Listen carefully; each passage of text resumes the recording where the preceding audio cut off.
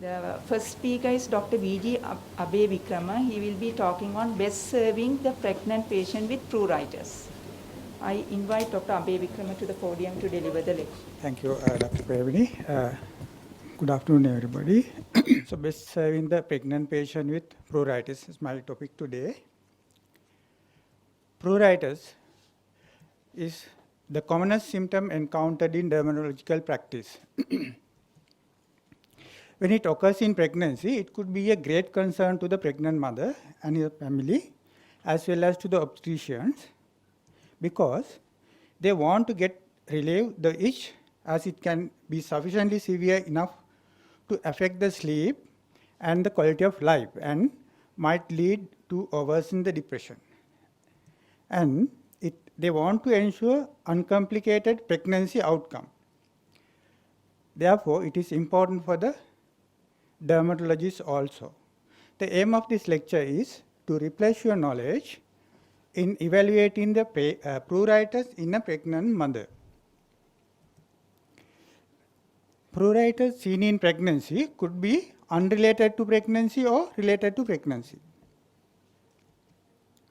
It is unrelated because the pregnant woman is theoretically liable to develop any of the full range of dermatosis, which can affect a woman of childbearing age. It may range from contact dermatitis or scabies or psoriasis to any dermatological condition which is having pruritus. Also, it could be a non-dermatological causes, either systemic or neuropathic or psychogenic origin. When it is related to pregnancy, it could be either physiological change or a dermatosis which is modified in pregnancy, or primarily a pregnancy-specific dermatosis. Physiological changes, there are many physiological changes. Generally, they are not associated with intensive pruritus, except a few, something like excessive sweating, that is in hyperdynamic circulation, you get hyperhidrosis and miliaria. Lesions can cause intense pruritus and tinging, that is exacerbated by exertion or climatic changes, etc. And cooling of the body and frequent bath and light clothing and application of calamine lotion and menthol containing lotions may be helpful. Sometimes mild to moderate potent topical steroid may be required. Dermatosis, there are dermatosis which is modified by pregnancy, such as certain fungal and bacterial infections as well as inflammatory conditions. But generally, they are not causing generalized pruritus, but occasionally, patient may present with pruritus all over the body, but if you examine, it might be localized to genital area or may originate from the either Candida vaginitis or trichomoniasis or some sort of infective causes. Most important thing is specific dermatosis of pregnancy. Prior to 1980, the literature became increasingly confused with several terms used to describe essentially the same conditions. The names used were herpes gestationis, prurigo gestationis, impetigo herpetiformis, erythema multiforme of pregnancy, toxemic rash of pregnancy, prurigo gravidarum, and many more. So all actually confusing, and some of the other obstetricians may be still using the same nomenclature, but actually it is confusing. Therefore, in 1983, a new simplified classification of the specific dermatosis of pregnancy was introduced. In that, there were only 4 categories: pemphigoid gestationis, polymorphic eruption of pregnancy, atopic eruption of pregnancy, and intrahepatic cholestasis of pregnancy. The previously named conditions were put into these 4 categories, so that we no need to remember all these conditions. So we'll do what we are going to do when a patient, a pregnant patient presented with complaint of pruritus. We have to look whether there are any associated skin eruption, skin rash or without rash. The without rash means there may be some cutaneous lesions that is not primary, the secondary to scratching. There may be skin eruption that is secondary to scratching, but no primary skin rashes. When it is not associated with the primary skin rash, it could be still pregnancy unrelated, as I mentioned earlier, or pregnancy related. Even when there is an associated skin eruption, it could be pregnancy related or pregnancy unrelated. So, when it is not associated with a primary skin eruption, most likely we have to consider whether it is pregnancy specific intrahepatic cholestasis of pregnancy. When it is pregnancy related, again, if we can exclude the pregnancy modified condition, as I mentioned, out of the pregnancy specific causes, it could be early onset atopic eruption of pregnancy or late onset either polymorphic eruption of pregnancy or pemphigoid gestationis. So we'll see each of these pregnancy specific dermatoses by one by one. Intrahepatic cholestasis of pregnancy, taken as the first, not because it is commonest but most important. The incidence varies from 0.1 to 1.5% in Europe and North America. The presenting in late second trimester or early third trimester. Generally, pruritus start in the palms and sole and spread to involve the trunk, and it is known to us at night. The only secondary skin lesions, as I mentioned, it may be simple scratch mark or excoriation, but if it is long standing, there may be even prurigo nodularis like lesions also. There may be jaundice in a minority, and dark urine or pale stools with steatorrhea about half of the cases. And there may be bleeding manifestation due to vitamin K depletion and due to malabsorption. It can recur in subsequent pregnancies up to half of the cases, and recurrent attack can be associated with gallstone. Pathogenesis of cholestasis pruritus is diverse, complex, and not clearly delineated. There are several pruritogens involved, including bile acid, lipophosphatic acid, endogenous opiates, progesterone derivatives, all of which are elevated in cholestasis. But circulating level of these will not correlate well with the itch severity. That indicate a complex interplay between the multiple pruritogen in causing the pruritus in this condition. However, bile acid constitute a major component of bile and are rare and are therefore clear candidate pruritogen for cholestatic stage. Histamine, very important to remember, the histamine does not appear to mediate cholestatic pruritus. When considering the pathogenesis of intrahepatic cholestasis, estrogen play a role, because estrogen has effect on hepatocyte by inhibiting the bile acid transportation from hepatocyte into bile canaliculi, and it also inhibits basolateral transporter protein and therefore reduce the hepatocyte bile acid reuptake, so that in susceptible mothers, that means those mothers having multiple pregnancies, or there is a family history of ICP, or patients with history of hepatitis C infection, that is susceptible mothers for the ICP, has increased hepatic sensitivity to estrogen, so that the normal action of estrogen is potentiated due to this increased sensitivity, so that there is a elevated serum bile acid level with reduced biliary bile salt excretion. So that the effect is there is a pruritus and abnormal uterine contractility and constriction of the chorionic vessels. So these two can cause placental anoxia, fetal distress, and even death. So it is important to diagnose, and the laboratory markers, importantly, the elevated bile acid level,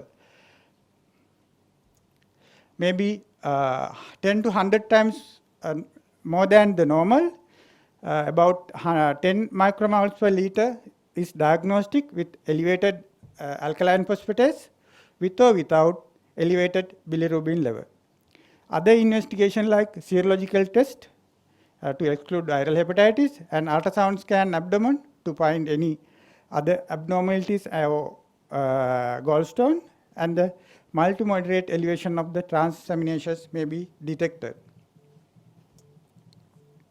The early diagnosis and treatment with close obstetric surveillance are mandatory in the case of intrahepatic cholestasis. Rest and low-fat diet with a vitamin K supplementation indicated for all. However, the only proven therapeutic agent that has been shown to decrease both maternal pruritus and fetal mortality is the ursodeoxycholic acid. Other than that, UVB phototherapy, plasmapheresis, and topical emollient and antipruritic agents offer some sort of symptomatic relief. However, the prompt delivery as earliest suitable time is the ultimate aim of the in the management in this patient. If you see this picture, you can see multiple erythematous papules, some excoriations, some custard lesions, and if you can see, there are involvement of the periumbilical regions and the upper limbs and the lower limbs with eczematous eruptions, that is, atopic eruption of pregnancy. The condition can be defined as skin changes associated with positive personal and or family history of atopy and or elevated serum IgE level. Either it's occurring as a pre-existing atopic dermatitis, which is worsening in pregnancy, as it occurs in about 20% of cases, and commonly first time appearing in pregnancy with atopic disease. About half of the dermatosis seen in pregnancy are AEP, atopic eruption of pregnancy. Onset is often in the first trimester, and AEP has two main categories, type E and type P.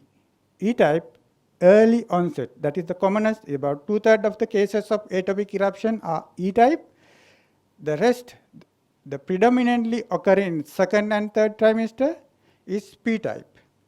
E-type is earlier called eczema of pregnancy. P-type has two important groups, prurigo of pregnancy and pruritic folliculitis of pregnancy. Eczema, E-type, is eczematous eruption affecting typical atopic sites, including face, neck, flexural surface of the extremities, and any other part of the body as in atopy. A P-type, the prurigo pregnancy, is a discrete excoriated clustered papules, commonly over the extensive aspect of the extremities and abdomen. Whereas pruritic folliculitis of pregnancy is called, it's multiple follicular papules and pustules on the shoulder, arms, chest, upper back, and abdomen. This is somewhat confusion with acne. It's acneiform in nature, but no comedones and generally no facial involvement. There are no evidence to say it is hormonally activated or any immunological abnormalities. So this is a picture of a prurigo pregnancy that is belong to P type, and pruritic folliculitis of pregnancy. That is what I found in the internet, but not as described in the description. But anyway, when we consider the pruritic folliculitis of pregnancy, as it is confusion with the truncal acne, and the treatment also they suggest is benzyl peroxide or mild topical steroid or combination of that. So it is safer side to treat with benzyl peroxide. The pathogenesis of atopic eruption is related to pregnancy-specific immunological changes. That is the dominant humoral immunity and increased secretion of T helper 2 cytokine leading to the manifestation of atopic skin changes. The disease responds rapidly to therapy with bland emollients, perhaps containing urea, low to mid-potency topical steroid, systemic antihistamine, and short course of oral steroid, and sometimes UV radiation. An antibiotic if there is a secondary bacterial infections, or acyclovir if you suspect in herpes simplex infection. And in this condition, the fetus is unaffected, but there is a risk of atopic diathesis, increased risk associated with in offsprings. It can recur in subsequent pregnancies up to about 1/3 of the cases. When we consider in the use of antihistamine in the management of atopic eruption of pregnancy, we have to remember that it's better anyway to avoid oral medication or systemic medication during the first trimester because of the organogenesis. Even if, however, we decided to give some oral antihistamine, which antihistamine to select, it depends on we have two categories, first generation sedative and second generation non-sedative type. Out of that, clopinamide is the most experienced, widely used one. It's pregnancy category B. Promethazine, that's Penagan, is category C. And out of the second generation antihistamine, remember, fexofenadine and disloratadine is in category C. So therefore, if you are using antihistamine, better consider the first generation one, or if necessary, a second generation one. Try to avoid fexofenadine and disloratadine. These are not absolute contraindication, but it's type C, category type C. So no adequate and well-controlled studies in human being.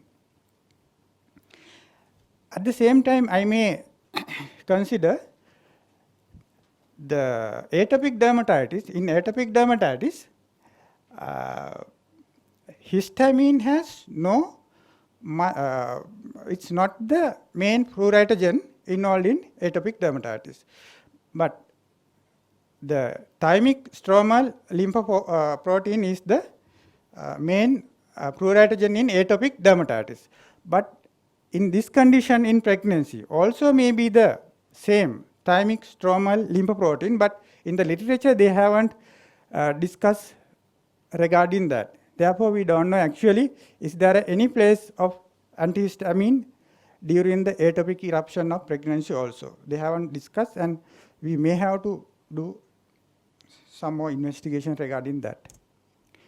If you take this picture, you can obviously see there is an sparing of the periumbilical region with prominent lesions over the striae with erythema and some papules.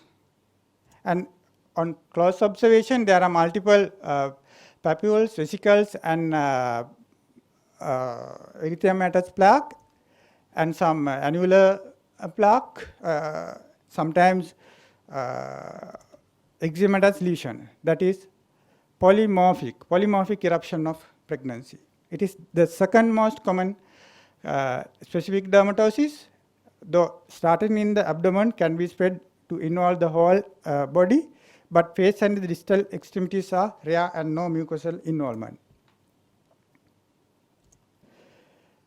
When considering considering the pathogenesis of polymorphic eruption of pregnancy, it is hypothesized that the abdominal distension due to multiple pregnancies or excessive maternal weight gain play a role in the pathogenesis, because extensive abdominal distension can cause the exposure of proteins due to the damage of collagen and elastic fibers in the striae. Then it acts as an antigen to the immune system, and also it induces the fetal circulating fetal microchimerism to home into the skin. That is the phenomenon where in pregnancy they have detected fetal cells and fetal DNA in the mother's circulation. That is called circulatory fetal microchimerism. But in the case of polymorphic eruption of pregnancy, they can demonstrate these DNAs in the skin eruptions. But in other pregnancy disorders, they were unable to demonstrate this. So they think that the striae will induce the circulating fetal microchimerism to home into the skin, resulting in the formation of inflammatory cascade and this skin lesion. But it is not the only cause, because the fetal microchimerism is found in many or large number of pregnancy, but PEP is seen only in a minority of cases. There are no specific serologic, histological and immunopathologic alteration in this condition. Apart from the discomfort of PEP, the maternal and fetal prognosis is unaffected. The disease is self-limiting without serious sequelae. The moderately potent topical corticosteroid emollients with or without oral antihistamine is adequate. Sometimes oral prednisolone may be necessary if it is severe to control. The fourth one, when you see this picture, you can obviously see the difference. There is periumbilical involvement of the condition, but other area, it's erythematous plaque. So if there are no periumbilical involvement, you may think this is a case of polymorphic eruption of pregnancy. But with time, you may see some vesiculations developing around the umbilical, and with time, there may be multiple vesicles and bullae all over the. You have only 2 minutes, Abeywickrama. 2 minutes. Okay, thank you. So it is the rarest of the specific dermatosis of pregnancy. Mucosal involvement, palms and sole are generally spared, but if they regress during the latter stage of pregnancy, but classically flares up again after the parturition. Pathogenesis of pemphigoid gestation is the aberrant expression of MSC class II antigen in villus stroma of the chorionic villi will induce allogenic response to placental basement membrane zone with the production of immunoglobulin, IgG, which cross-react with the maternal skin antigen, especially BP180 and less frequently BP230, resulting in the formation of the subepidermal blister. I kept this class II antigen within bracket of paternal haplotype, because earlier they told it is due to the class II antigen of paternal origin. Because of that, they advised earlier to change the partner so that the second pregnancy may not be resulted with pemphigoid gestation. But now this concept is removed. Now it could be either maternal or paternal origin. Pemphigoid gestation pregnancies are associated with increased risk of prematurity and small for gestational age neonates. And There may be a transient cutaneous involvement in about 5 to 10% of infants born to the affected mothers. There is a risk of developing other autoimmune diseases like Graves in mother, and the relapses in subsequent pregnancies may be similar or more severe, but there are skip pregnancies reported. Also, there are non-gestational recurrences, especially following oral contraceptive use. If the lesions are seen in multiparity, old age, and if there are mucosal involvement, the disease is known to be prolonged. And also described in other tropoblastic tumors. The confirmation is by the demonstration of linear basement membrane zone complement C3 deposition and less commonly with IgG in the perilesional skin in direct immunofluorescence studies. Also, indirect immunofluorescence and ELISA can be done. The treatment of pemphigoid gestanis, the goal is to control the pruritus and blister formation. In the prebulous stage, topical corticosteroid or oral antihistamine may be adequate, but if it is severe, need systemic steroid or even cyclosporine, IV immunoglobulin, and even plasma exchange may be necessary. So, as a summary, we have to look whether the pruritus is associated with skin eruption or not, and then we have to go to come into the final diagnosis. And in the management, we should not forget the general measures for the relief of pruritus, including avoiding of the skin drying factors, contact with irritant substance, and hot and spicy foods, and avoiding overexposure, and application of mild alkaline soap, soft permeable clothing, and daily frequent skin moisturizer and topical therapy, as well as educate to overcome the vicious cycle of itch, scratch, itch, because we always try to manage whenever possible with topical therapy with minimal use of oral medication in pregnancy. Thank you.